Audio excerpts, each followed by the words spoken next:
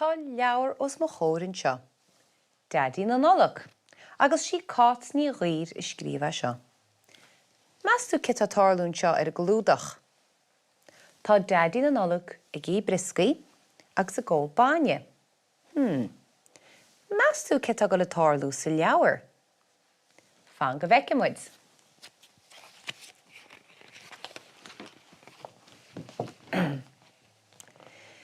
Í Nollaig a bhí ann.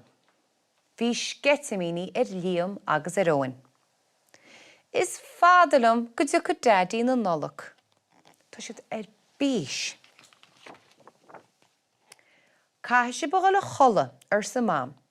nó ní thiuc go Daidí na Nollaig an éachar. I bhá agus I iad ar sa óin agus léamh. I bhá leanaí ar sa mam agus dad.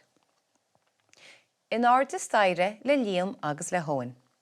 Chuir siad orb a pajamí, ní siad iad hain agus scuib siad a gcuid fiacla. Isteach sa leabhar leo. Tá siad ar bís go hiomlán go dtí go Daidí na Nollaig. Thosa léamh I léamh leabhar. Bhí scéal ann margheall ar Daidí na Nollaig. Hit an leabhar as a láimh agus hit a chola air. Bhí léamh a taibhriú ar Daidí na Nollaig. Bhí sé bringlóidí.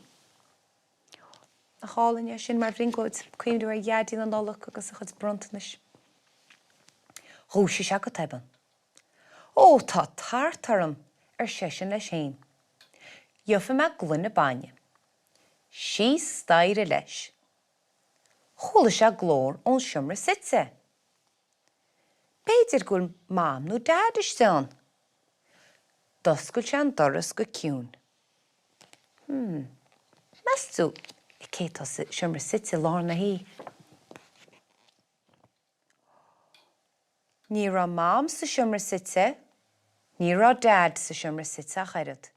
Ach, bhí fearr ráir rán, agus é na hí ar chair wog. Bhí colla dhearagair, bhí buata sí do bhéir, bhí físa gada bhí paca mór do in aice leis. Meas tú cé bhí ann? Cé a bhí sit ar a gair wog ach Daidí na Nollaig. Ar sa léamh. Ar sa Daidí na Nollaig. Agus há se láimh isteach sa faca do. Thóg se amach bus go mór grí, agus thug se go léamh. Nollaig hannach uit sa léamh, ar sa Daidí na Nollaig.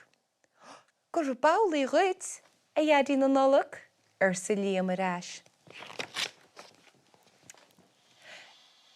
Cheap léamh gur a taibhriú bhí se. Rún se thúla, gus nuair a doscail se ríistead, chunig se cosa Daidí na Nollaig sa tintán. Bhí sé imi. Bhí Daidí na Nollaig imi. Déach léamh ar a mosca. Doscail se. Cad a bhí ann ach an taracóid bu dheise gá mhaca sé riamh. Ó, go hálainn. Rug léamh an ghóir agus an nairde staire leis go socair ré. Níor bhada gur se na chola go sábh. Ba dhearr gur se taibhriú.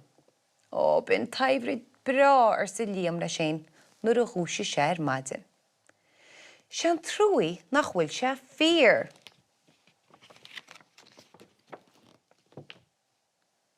Amachchas a leabhar le léamh.